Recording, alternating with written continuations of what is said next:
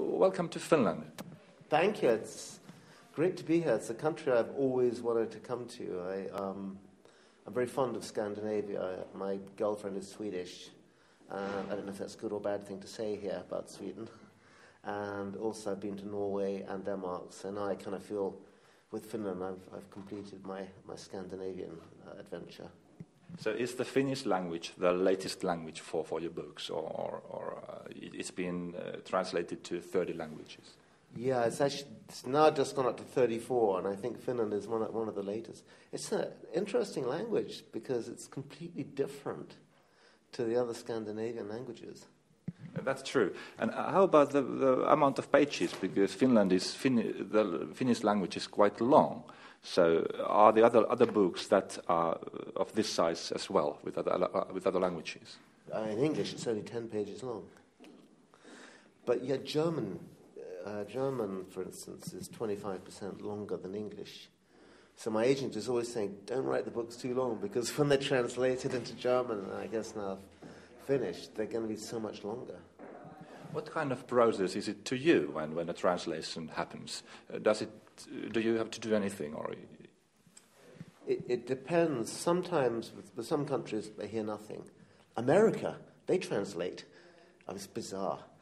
I had one of my books, they translate, and I have a guy driving in fact, in Dead Simple in the first book, I'm not sure what the Finnish title is, but the first one in the series, I have a guy driving down the the autoroute in France, and he stops at the péage, and he says, "Oh, have you got 6 francs?" He says, "Péage," and my American editor says, "Can you change this word péage to shit or damn?" They thought it was a swear word. And in Polish, I have a guy wearing blue trousers, and my Polish translator said, "What material are they?" I said, "It's not important, they're just, he's a minor character, they're just blue trousers."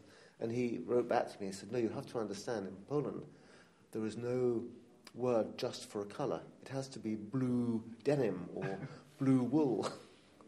So there's a lot of little sort of quirks for the translation. So it's in fact not just the same for you, the translation. It especially needs some decisions from you. Yeah, very often. And also, because I think you must know, anyone who's ever written a letter, it's really difficult to proofread your own letter. And even with the finished book, where my editors read it, the proofreaders have read it, somebody else reads it fresh, like the foreign translator, and they find mistakes. So quite often, they'll pick up something. In Dead Simple, one of my translators said, "You realize the big accident they have in chapter 1, they are in a green van, and yet 20 chapters later, when we next see it, in the police pound, it is white." And that was, a translator found that. So it gives us a chance to make more corrections. Sorry. Yeah. To me, the greatest excitement is seeing books in translation. It's wonderful to see a book in a completely different language. And sometimes it's strange. I was in Russia on a book tour, and I arrived in Moscow, and the plane was late, and I get to the bookshop, and there's 200 people waiting outside the bookshop. And I see these books, and I see this name I don't recognize, and I thought, bastards, they got another author here. And I'm probably going to have 3 little old ladies at the back of the shop. And then I realized it was my name in Russian, which is completely unrecognizable to me. Who makes the decisions to which languages are these translated? Do you have any word for that, or is it just your agent or your publisher who's making the decisions? It's my agent, and obviously she wants to try to sell the book in as many countries as will publish it well and properly. And I love that. Currently it's 34, and I think there's a total of about 132. I think Agatha Christie, is in 132, so I've got some way to go yet. Well, you still have something to gain and aim, so the world is not ready. That's right. These all All books happen in Brighton. Why Brighton? I was born in Brighton, and when I was 14, I had two big influences in my life. The first was when I was 8 years old, and I read my first Sherlock Holmes story. And Watson said, "Gosh, Holmes, how did you deduce that?" And Holmes said, "Dear Watson, I knew you were looking for a man whose bathroom window was on the left-hand side of his wash basin." And Watson said, "Well, how?" He said, "Watson, have you never noticed he's always better shaved on the left-hand side of his face from the light?" And I thought, one day I want to write a detective who's got powers of observation. Then when I was 14, I read Graham Greene's novel, Brighton Rock. And this was all about villains in Brighton, where I grew up. It was my hometown. And it showed this really dark side to Brighton. And Brighton has always had a reputation as being this very elegant, and it's now become very fashionable, seaside city.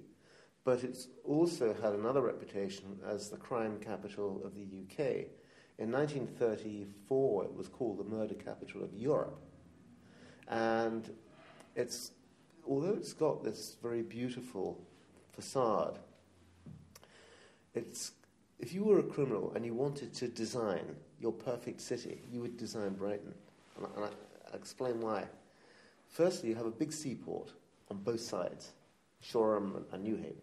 So it's great to bring in drugs, to export stolen cars, stolen antiques, money.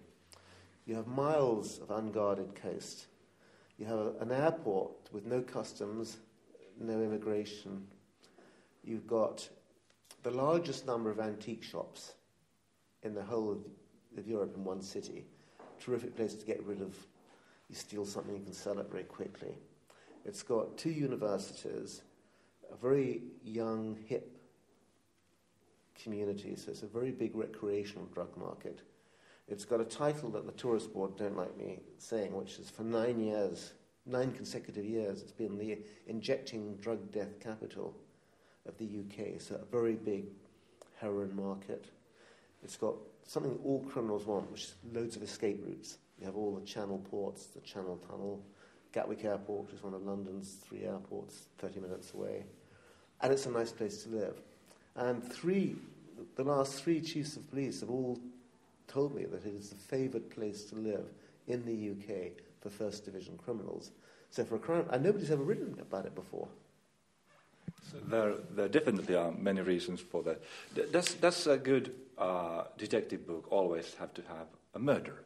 You're having murders, but what about if it's just about a robbery or something? What makes the murder such a thing to write? Yeah, I don't think there is any rule that you have to have a murder per se, but I think the fascination that all of us have with murder, as opposed to any other crime, is that with murder, there's no going back. You cannot ever make restitution to the victim.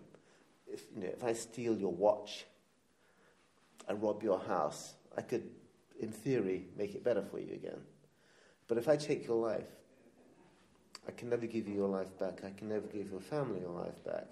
And I think that there is a really big fascination with all of us as to what is it that makes a murderer kill, and how does that person live with their conscience having done it? And what interests me, and I write about it a lot, is, not in every book, but I write about it in a lot of books, is how so many of the worst crimes are committed by people who seem so nice. You know, if you look at the worst serial killer we had in England, Harold Shipman, he was a family doctor, nice guy with a beard, glasses, and just happened to like killing patients, killed 350. You know, in America, one of the worst serial killers was Ted Bundy. You know, he was a lawyer for the Republican Party. He just happened to like killing, raping, and cutting up pretty college girls. And every time one of these guys gets arrested, you know, the television crew, like you guys, you go round to the neighbour, and the neighbour's, he was such a nice guy. He fed my cat. And that really intrigues me, you know, how they're not ugly guys with "I'm a serial killer" tattooed there, your bank manager, your doctor, your local church warden. And I love that, just delving into what makes people tick like that. What frightens me is that you look like a nice guy. Yeah, don't be fooled. But that's why you are writing about the murders and you're not committing them. Yeah, I mean, I think that we are all capable of killing. You are, cameraman is, I am. What hopefully separates us from, if you like, not the guy who gets drunk and by mistake strangles his wife in a fit of anger, but the guy who plans it. What separates us is conscience. And there is undoubtedly... I spent some time a number of years back at a place called Broadmoor. And Broadmoor is, in England, it's our most famous criminal insane asylum. And to be admitted to Broadmoor, you have to be violently criminally insane. And I wanted to understand what kind of person gets to be admitted. And everyone in that building is one of two things. They're either a schizophrenic or they're a psychopath. And a schizophrenic is someone who's born with a chemical imbalance. And often he'll hear voices from God or whatever. And a large percentage of those people can be treated with drugs. And if they take their drugs, they're capable of functioning normal. But a sociopath, a psychopath, is somebody who is born without a conscience. So your best friend at the age of 4, if he was a psychopath, he could take your watch or your favourite toy, and you wouldn't feel any guilt.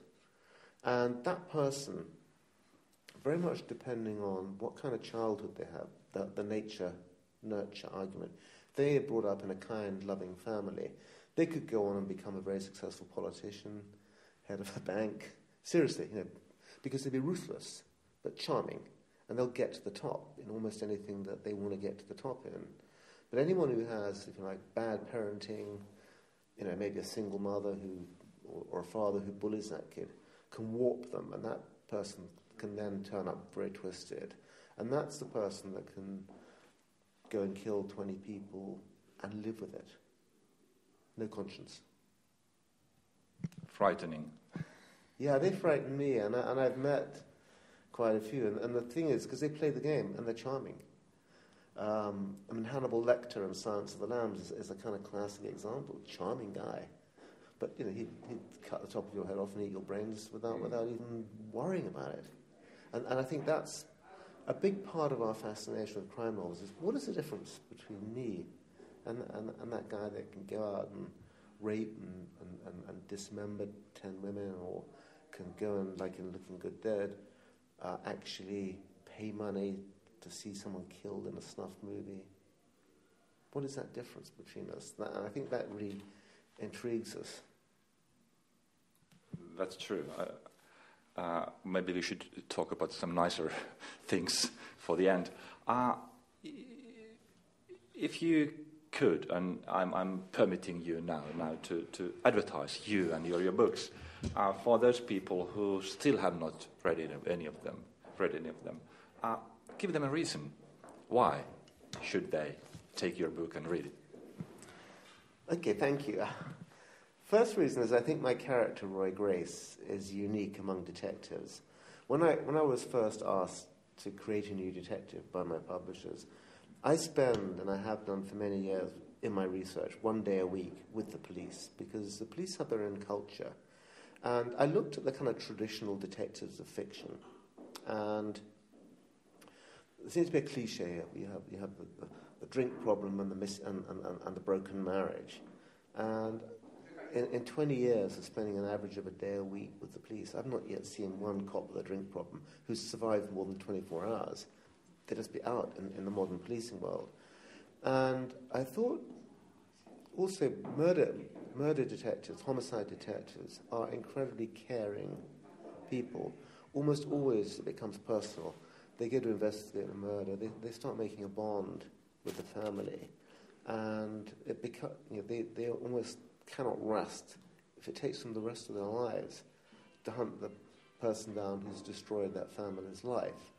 And so they tend to be, by and large, nice people. And Roy Grace, who's my central character, is a really nice guy. We first meet him in the Dead Simple, the first book, when he's 39 years old. And we learn that 9 years ago, on his 30th birthday, he came home and his wife Sandy, who he loved and adored, has vanished.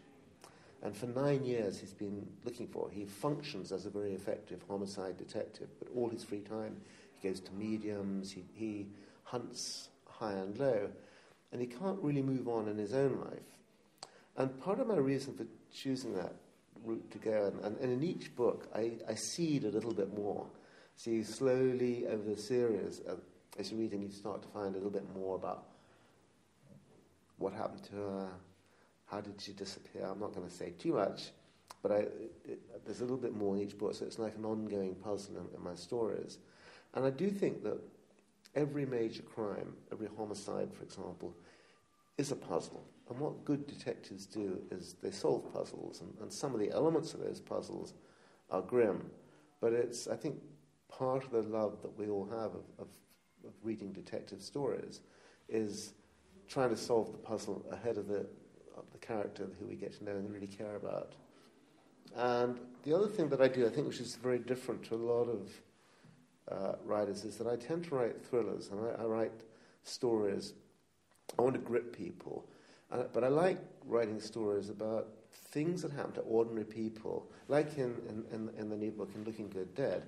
My main character, he's a family guy, he's a decent man, Tom Bryce. He's coming home on the train one day, and there's a guy sitting next to him who gets off the train, and Tom looks around, and there's a CD lying there. And he thinks, I'll do the decent thing, I'll send it back to him. There's no address on it, so he goes home, he puts it into his computer, and he gets driven to a murder. And he thinks it's a trailer for a scary movie. And 2 days later, he gets an email that says, you've just illegally seen something very private, and if you tell anybody what you saw, the same thing's going to happen to that woman. It's going to happen to your wife and your children. And this kind of nightmare starts from there. And I kind of like that kind of a setup, where you just take an ordinary, decent person, and in the first book in the Very Great series, there's this character, Michael. He's a nice guy, he's going to get married. He's always played bad jokes on his friends, on what they call the stag night, and his friends decide to pay him back big time, and they decide they're going to bury him alive for 2 hours in a grave out in the woods, which they've dug the night before. And they put him in the coffin, and they cover him in earth, and they go off drinking, and they get wiped out in a car smash. So you really gave us many reasons. Thank you so much. Thank you very much indeed.